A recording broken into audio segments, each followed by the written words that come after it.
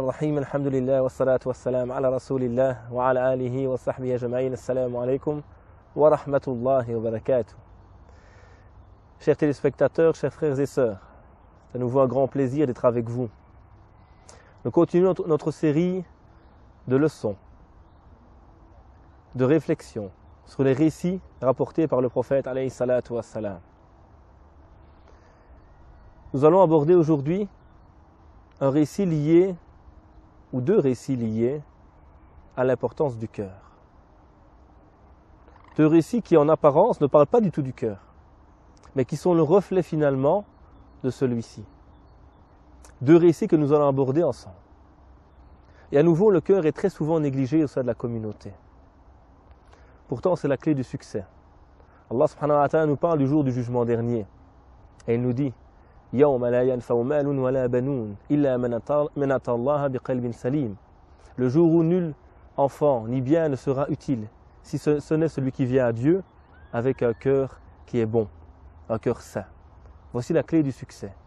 يَوْمَ لَا يَنْفَعُ مَالٌ وَلَا بَنُونَ. Le jour où nul enfant ni bien ne sera utile. إِلَّا مَنْ أَتَى اللَّهَ بِقَلْبٍ سَلِيمٍ. Si ce n'est celui qui vient à Dieu avec ce cœur qui est sain. Ces deux récits sont très courts. Le premier récit parle d'une femme. Cette femme est rentrée en enfer à cause d'un chat. Cette femme avait un petit chat, mais son cœur, malheureusement, noir, dur, a fait qu'elle a laissé mourir celui-ci. Elle l'a enfermé dans une pièce, sans nourriture, sans boisson, et a laissé agoniser le pauvre animal, qui ne cessait de crier, de taper sur la porte pour être libéré. Malgré cela, cette femme ne l'a pas fait. Cette femme l'a laissé dépérir petit à petit. Et elle fut mise en enfer pour cela. De l'autre côté, nous avons une femme, pécheresse. Une femme qui était une prostituée du peuple d'Israël. Cette femme, passant sur un chemin, a soif. Et elle trouve un puits. Elle s'abreuve donc de l'eau de celui-ci. Et elle voit un chien. Ce chien est assoiffé. Il a tellement soif qu'il gratte la terre pour trouver un peu de fraîcheur. C'est alors que cette femme, prise de bonté pour ce chien, prise de miséricorde, remplit sa chaussure d'eau et qu'elle l'apporta à ce chien. Et cette femme fut pardonnée pour cela. Cette femme vit ses péchés effacés par Allah subhanahu wa ta'ala pour cet acte de bonté. Voyez ces deux récits. Deux choses très simples finalement, deux actes du quotidien dans ma relation avec autrui. Une femme et un chat, une femme et un chien. Mais la première a été cruelle. La première n'a pas fait preuve de miséricorde, de bonté vis-à-vis de cet animal. Elle l'a laissé dépérir, l'a laissé mourir, sans aucune miséricorde. Elle aurait pu simplement ouvrir la porte et laisser l'animal s'enfuir, mais elle l'a laissé dépérir, elle l'a laissé mourir de manière consciente.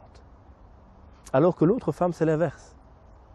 C'est une femme qui commet beaucoup de péchés, mais dont le cœur est empli de bonté.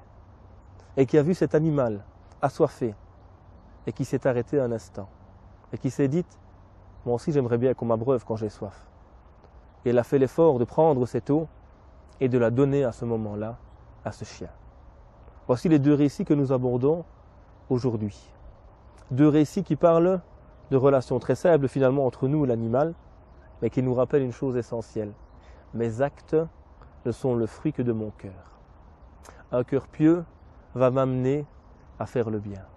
Un cœur droit, un cœur bon va m'amener à faire de bonnes actions.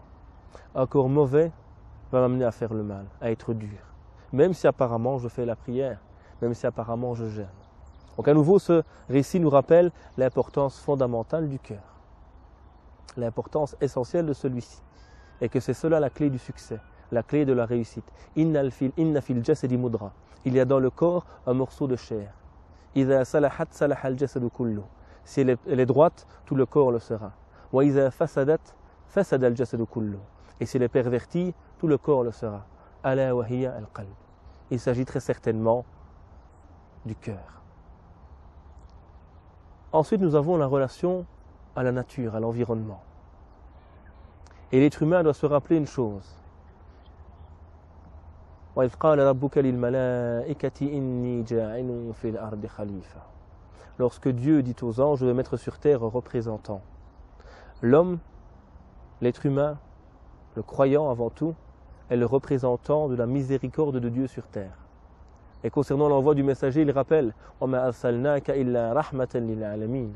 Nous t'avons envoyé que comme miséricorde pour les mondes. Nous t'avons envoyé que comme miséricorde pour les mondes, tous les mondes. Et parmi ceux-ci, le monde animal. Et donc le musulman a cette source de miséricorde, de justice. Et jamais il ne peut être injuste. Vis-à-vis de qui que ce soit, même vis-à-vis d'un animal. Et le prophète nous rappelle, alayhi salatu wassalam, l'injustice, ce sera des ténèbres au jour de la résurrection. Le musulman a donc ce porteur de principe, celui qui applique la justice et l'équité où qu'il soit vis-à-vis de tout le monde, même vis-à-vis de l'animal ici. Et on voit comment cette femme est mise en enfer pour un simple chat. Et comment celle-ci va aller au paradis pour un simple chien. Ça ne veut pas dire que si vous écrasez un chat avec votre voiture, vous irez en enfer. Ni que si vous abreuvez quotidiennement des milliers de chiens avec de l'eau, vous rentrerez au paradis. Non, évidemment. Mais c'est pour mettre en avant ici la bonté du cœur. Et que c'est cette bonté du cœur qui va marquer les gens. Les gens dans notre quotidien ne sont pas interpellés par notre prière, notre jeûne, ils ne le voient même pas. Mais ce qui les interpelle, c'est la bonté de nos œuvres, qui est le fruit de la bonté de notre cœur. C'est comme ça que le musulman d'Europe doit présenter l'islam aux autres, à travers son bon comportement, à travers son humanité, à travers son dévouement pour autrui, à travers son respect de toutes choses, et notamment des animaux. Mais si on revient au respect des animaux également, il faut se rappeler une chose. Le vrai respect de l'animal, ce n'est pas de lui faire subir ce que moi j'ai envie, c'est de lui permettre de vivre comme lui, il en a besoin. Nous avons parfois en Occident ou en Europe une exagération vis-à-vis des animaux. Certains en ont fait même des êtres humains. Certains ont des chiens, de grands chiens, ils les font habiter dans des petits appartements. C'est inhumain. Ce n'est pas juste par rapport à cet animal. Et donc également, l'islam, c'est la justice et l'équité. On n'a pas un chien pour faire le malin dans le quartier et se promener avec son pitbull. Ce n'est pas permis en islam. On a un animal, d'abord pour le respecter, deuxièmement s'il est utile évidemment. Et on se rappelle très bien que le compagnon célèbre, Abu Huraira, possédait également un chat, et que son nom c'est le père du petit chat. Son surnom, c'est le père du petit chat. Donc il y a ce respect ici du monde animal qui ne nous appartient pas, mais qui est, comme on le sait, un dépôt entre nos mains. Et nous serons interrogés sur celui-ci. Qu'est-ce que tu as fait de l'environnement qui t'entoure? Qu'est-ce que tu as fait des animaux dont tu étais responsable? Et ce sera pour nous, notre société actuelle, une grande responsabilité. Et une question très difficile à laquelle nous devrons répondre Yawm al-Qiyamah, le jour de la résurrection. Qu'est-ce que j'ai fait de cet environnement que Dieu m'a donné?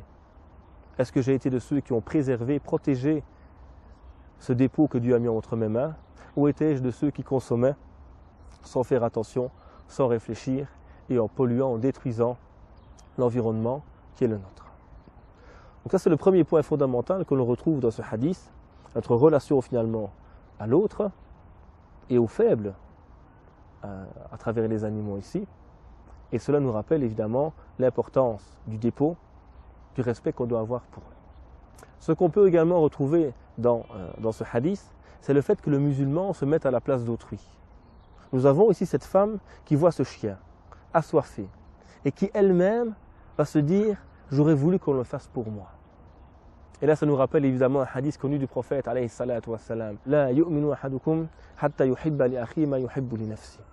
Et il y a une version également où le prophète dit, alayhi salatu wassalam, « La yu'minu ahadukum hatta yuhibba li nas ma yuhibbu li nafsi ».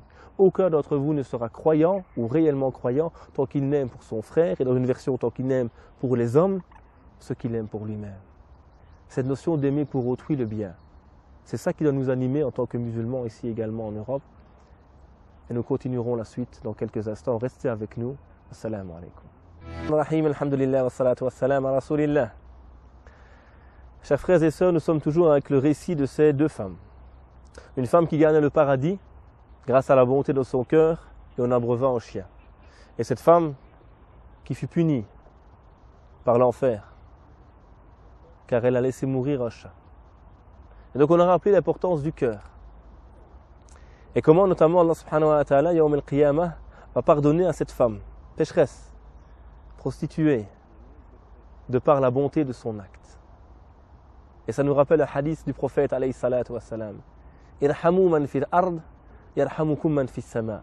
Soyez miséricordieux vis-à-vis de ceux qui sont sur terre, celui qui est dans les cieux le sera avec vous. Wa kama tudin tudan. Comme tu fais, il te sera fait.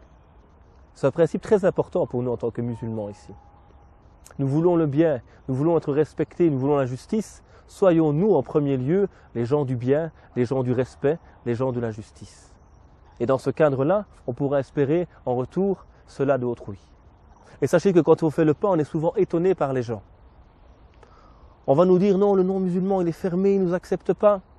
Mais quand tu fais le pas vers lui, quand tu t'approches de lui, tu vois très souvent que ce n'est pas le cas du tout. Et que les préjugés sont très très vite estompés. Mais il faut faire le pas d'aller vers l'autre évidemment. Il y a ce devoir qui nous incombe d'aller vers autrui afin de lui montrer cette chose. Il y a également dans ce récit que nous rappelons l'importance d'être miséricordieux vis-à-vis des hommes. Car si on doit l'être vis-à-vis des animaux, que dire vis-à-vis des hommes? Et encore plus vis-à-vis des faibles. Le musulman est réellement celui qui soutient le plus faible, celui qui va aider le démuni, qui est là pour l'aider, pour le soutenir. Voici la réalité également du musulman. Nous avons encore, dans ces deux récits que nous avons abordés, l'importance du travail sur le cœur. Et là, c'est une question qui doit tous nous interpeller. Beaucoup d'entre nous, on se demande, où est la faille? Où est le problème? Pourquoi rien ne change? Pourquoi je suis toujours si loin de Dieu? Parce que tout simplement, on n'a pas compris où était le problème. Le problème, il n'est pas dans ton apparence. Il n'est pas dans ton voile, dans ta barbe. Il n'est pas dans des éléments apparents, mais bien dans la réalité de ton cœur. Si ton cœur est malade, tu ne peux cheminer. Il y a donc tout ce travail à faire sur notre cœur, afin de le réformer. Et le prophète nous rappelait, alayhi salatu wassalam, l'exemple de celui qui invoque Dieu et de celui qui ne l'invoque pas est à l'image du vivant et du mort. Un cœur dont la foi, dont le rappel de Dieu est absent, est un cœur qui est mort. Et Ibn Taymiyyah rahimahullah disait, al-dhikr, c'est comme l'eau pour le poisson. Quel serait l'état du poisson si on le sortait de l'eau? Sort un poisson de l'eau, il va mourir après quelques instants, il va suffoquer. Il va mourir. Même chose pour nos cœurs. L'organe matériel ne meurt pas, mais la vie qui s'y trouve, la spiritualité qui s'y trouve est en train de disparaître. D'où l'importance que l'on doit accorder du temps à la réforme de nos cœurs. Et cela demande de l'engagement, du travail et de l'exigence. Et ça, on l'a très peu en Europe, malheureusement. On aime le prêt-à-penser. On aime le prêt-à-porter. On n'aime pas de faire des efforts. On n'aime pas de se lever la nuit pour prier. On n'aime pas de jeûner. On n'aime pas de lire le Coran. On n'aime pas de faire le dhikr. On dit, on prétend aimer tout ça, mais on ne le fait pas. Et puis on se demande pourquoi je ne change pas. Mais il n'y a pas de recette magique. Ou plutôt, il y a une recette. Et Dieu te l'a expliqué. Mais est-ce que tu veux réellement y venir? Fadhkuruni azkurkum. Invoquez-moi, je vous évoquerai. Si tu viens vers moi en marchant, je viendrai vers toi en courant. Dieu il t'attend. Mais à toi de faire l'effort. À toi de cheminer. Et le cœur, il ne peut réellement se dévouer à Dieu que quand on aura réussi à dompter ses passions. Et c'est un cheminement, c'est un travail. La yu'minu ahadukum hatta yakuna hawahu tab'an lima ji'tu bi. Aucun d'entre vous ne sera réellement un croyant tant que les passions qui l'animent ne seront pas fidèles, ne suivront pas la voie avec laquelle je suis venu. Voilà encore un critère de réussite. Ce ne sont plus mes passions qui me dirigent, mais c'est aujourd'hui la foi qui a pris le pas sur mes passions. C'est ça la réalité du cheminement. C'est ça la réalité du cœur également. Et c'est ça que nous devons essayer de concrétiser. Travailler sur ton cœur, te rapprocher du Coran, afin d'être réellement cette source de miséricorde pour les gens. Une qui abreuva ce chien qui fut source de vie et qui fut récompensé par Allah subhanahu wa ta'ala, et l'autre qui laissa dépérir ce chat qui fut source de mort et qui fut sanctionné pour cela. Car son cœur était noir, alors que l'autre, son cœur était pur. Et c'est cela qui a été la clé, qui a permis le pardon pour la première et le châtiment pour la seconde. Parmi les leçons que nous pouvons encore extraire de ce récit, c'est le fait qu'il ne faut négliger aucun bien. La tahqiranna min al-ma'ruf shay'an. Wala an talqa akhaka biwajhin talqa, dit le prophète alayhi salatu wassalam. Ne néglige aucun bien, même celui de rencontrer ton frère avec un visage souriant. Aucun bien ne doit être négligé par le musulman. Tu ne sais pas ce qui va te sauver yawm al-qiyamah. Imaginez cette femme qui était loin de Dieu, qui était pécheresse et qui a été sauvée pour un chien. Si on lui avait posé la question, cet acte n'avait pas de valeur. Peut-être elle a même oublié cet acte. Mais c'est cet acte qui l'a sauvée. Qui sait? Peut-être le sourire que tu as fait aujourd'hui, la main tendue à quelqu'un, les quelques euros que tu as donnés à un pauvre. Peut-être que cet acte yawm al-qiyamah aura plus de valeur dans ta balance que bien d'autres actions. Et inversement, peut-être qu'un acte que tu pensais minime, un chat, ce n'est qu'un animal finalement, a causé la fin de cette femme. C'est très important de nous rappeler également ce point. Ne néglige rien dans le bien. Tout acte de bien, toute occasion qui se présente à toi, profites-en pour faire le bien. Nous avons également comme leçon que nous pouvons retirer de ce récit l'importance de la sincérité. On voit cette femme, elle est seule, personne ne la voit. Pourtant, elle fait le bien à ce chien. Elle n'attend pas le regard des gens. Elle n'attend pas le qu'en dira-t-on. Et c'est sûrement quelqu'un sur qui on parle en mal d'ailleurs chez les gens. Pourtant, elle fait le bien à ce moment-là. Elle trouve cet animal assoiffé et elle va faire le bien pour celui-ci. Agis également en toute sincérité. Ne cherche pas le regard des gens. Ne t'intéresse pas à ce que disent les autres. Sois l'acteur du changement, l'acteur de la réforme, celui qui apporte le bien en public ou en privé, en toute occasion, c'est celui qui apporte le changement. Nous voyons également, à travers ce récit, comment nous pouvons montrer la réalité de l'islam à travers des actes très simples. Et les gens à nouveau ne sont pas intéressés par nos beaux discours ou par nos prières ou notre jeûne. Les gens sont d'abord interpellés par ta réalité, par ton sourire, par ta disponibilité, par ton sérieux au travail. Voilà comment le musulman d'Europe doit témoigner de sa foi. Cesse les beaux discours. Sois plutôt l'homme de la réalité, l'homme de la cohérence.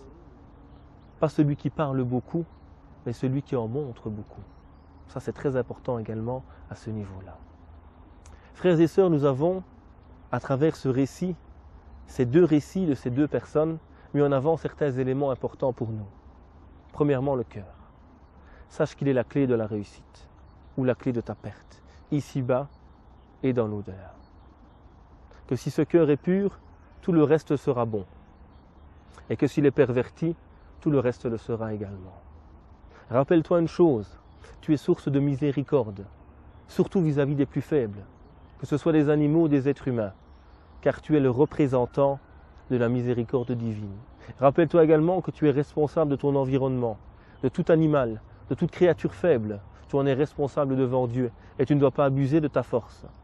Rappelle-toi également que Dieu peut te pardonner et que toute œuvre peut te sauver. Ne néglige aucune œuvre, aussi minime soit-elle, car c'est peut-être cette œuvre que tu pensais qui n'avait aucun poids dans la balance qui t'a sauvé en réalité en ce jour. Fais attention à la dureté du cœur, fais attention à l'injustice. Ne sois pas de ces gens, car la perte est leur fin. Comme cette femme qui a laissé cet animal dépérir, mourir, et qui a trouvé à travers cela sa perte, et dont la finalité fut l'enfer. Rappelle-toi de tous ces éléments, et rappelle-toi que c'est par ta bonté, par ta simplicité, par ta disponibilité, que les gens pourront connaître l'islam. Voilà tout ce qu'on peut retirer de ces deux récits. Des éléments qui nous permettent réellement de cheminer et de nous rappeler à nouveau l'importance du cœur dans notre cheminement. Nous demandons à Allah subhanahu wa ta'ala de faire de nous des gens dont les cœurs sont purs. Nous demandons à Allah subhanahu wa ta'ala de nous permettre d'avoir conscience du bien. Nous demandons à Allah subhanahu wa ta'ala de nous écarter de l'injustice, du mal. Nous demandons à Allah subhanahu wa ta'ala d'être réellement de ces réformateurs, de ces gens qui sont source de miséricorde, qui sont conscients de leurs responsabilités et qui font réellement apporter à leur société ces touches de bien-être, ces touches de bonheur, qui est finalement la touche de l'islam. سبحانك اللهم وبحمدك نشهد أن لا إله إلا أنت نستغفرك ونتوب إليك سبحان ربك رب العزة عما يصفون والسلام على المرسلين والحمد لله رب العالمين والسلام عليكم ورحمة الله وبركاته.